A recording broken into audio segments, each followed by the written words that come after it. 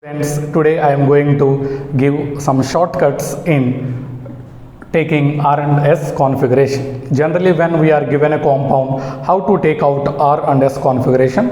This is one of the important questions from isomerism. Okay, in entire isomerism, this is a portion. So generally this is not for board examination, this is exclusively for competitive examinations like JEE and NEET examination. Already in JEE examination, mains examination 2 times questions came based on R and S configuration. In JEE 2016 also direct question came, that is find the absolute configuration of the following compound. Okay, Fisher projection given in that question. So first, generally in order to find out R or S configuration, whatever the given question, first you convert it into Fisher projection. We have various projections like Newman projection, wedge dash projection, Sahor's projection. Whatever the given question, first it is better to convert into Fisher projection. Already you know how to convert any projection into Fisher projection. If you don't know, you can go through another video. Already I have made one more video in which how to convert any projection into Fisher projection I taught in detail. So if already Fisher projection is given in your question, then there is no problem. In JEE Main 2016, directly Fisher projection is given in the question. JEE Main 2007 or 2008 one question came that wedge dash projection was given and you can convert that one into Fisher projection.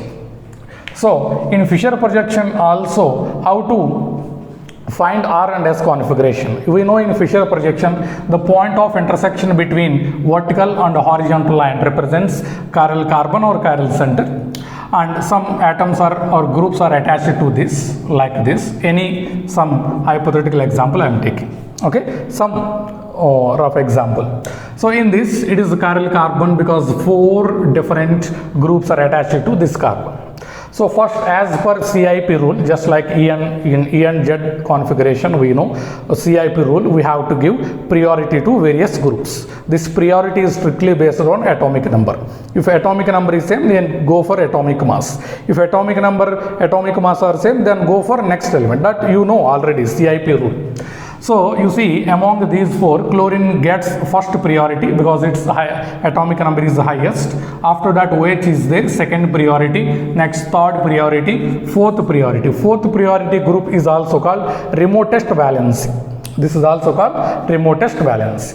So your task is to draw one arrow from 1 to 2 to 3. 1 to 2 to 3. Okay. So rotation you see. Rotation, if it is clockwise rotation and remotest valency is 4th priority group. What it is? 4th priority group is at vertical position, then your isomer must be R isomer. Okay, if you memorize only this, you can solve any question. Because clockwise rotation and vertical position of 4th priority group, that is remotest valency, that gives R isomer. It means counterclockwise direction, counterclockwise and vertical gives S, because 1 is changed here. Okay, so clockwise becomes counterclockwise, vertical is vertical, means you change R to S. And it is clockwise as usual, no change, clockwise to clockwise, but vertical becomes horizontal.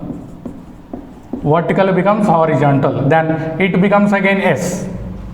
Okay, because vertically changed to horizontal. If any one change is occurred, then R becomes S and vice versa. And you see final case, counterclockwise and horizontal. You compare with first. Okay, clockwise is changed to counterclockwise, vertical is changed to horizontal, 2 interchanges are there, R becomes R. Actually, no need to memorize this tabular form, but as a trick, you can memorize only first one, clockwise vertical R isomer, counterclockwise vertical S isomer, clockwise horizontal S isomer. If both are reversed, then R should be R. like this. So 1 2 2 2 3, I have drawn 1 2 2 2 3. What is this direction? You compare with clock, this direction is quite clockwise direction. Clockwise direction and horizontal position, our fourth priority group is there. So your answer should be S. So this is an S isomer. Okay, problem is solved. So if you solve tens of example in the examination, in less than 1 minute you can solve this question. Okay, so like that, suppose the two chiral centers are there, how to solve? Because in JEE mains examination, two questions came in which two chiral centers are present, not a single chiral center. We can't expect even that much very easy question. So let me take some questions from previous JEE main papers. Carboxylic acid you are given, there is a wedge dash formula like this. OH group is given, hydrogen is given. At this carbon you are given hydrogen like this and OH group like this. Okay, in JEE main 2016, this is the direct question. JEE mains question, it is 2016, directly Fisher projection given. Then how to solve this question? Let's see. First we have to convert wedge dash into Fisher projection. I mean, you already this is there in horizontal position. You just convert it into vertical. COH will be top and another COH will be at bottom, because normal bonds are present at top and bottom and two centers are there. Okay, so left side hydrogen, because if you hold like this, a broken line comes at hydrogen, broken line left side means broken, in this also left side. So only OH group, only that position is left. Broken line OH group is there, that also comes left side. So OH you place left side and hydrogen here. If you still can't understand, you see carefully, this horizontal one can be rotated like this. In this rotation you will get hydrogen here, OH here, and here OH here, hydrogen here. Okay, hydrogen here.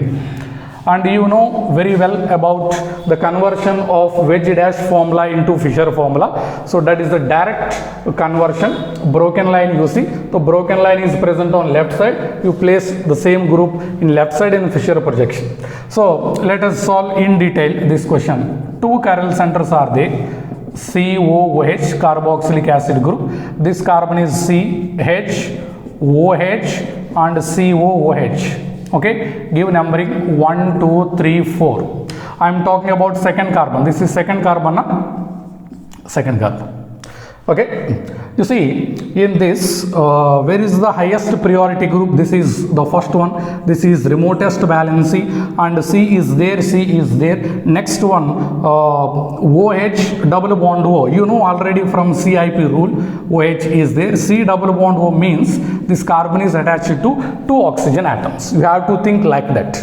So it means this carbon is attached to three oxygens from all the sides, but this one oxygen, one carbon, one hydrogen. So you see this is getting a higher priority than this group. It means it is the second priority group. This is the third priority group. Draw arrow from 1 to 2 to 3. 1 2 2 2 3, draw an arrow. Is it clockwise? No, this is counterclockwise. Counterclockwise, and hydrogen is in a horizontal position. It should be R. Okay, actually in examination numbering was not given and only RR or RS asked. Just for convenience I am mentioning the positions, that is 2 3 like this, because in Fisher structure starting from this you give numbering like this 1 2 3 4 like this.